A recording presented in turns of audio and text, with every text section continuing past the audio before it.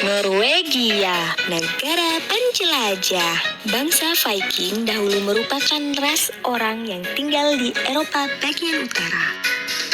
Di lautan luas, bangsa Viking lebih dikenal dengan sebutan bajak laut. Mereka mendirikan negara Norwegia, tetapi sebelumnya juga mendirikan Denmark dan Swedia. Semua negara ini merupakan keturunan ras bangsa Viking.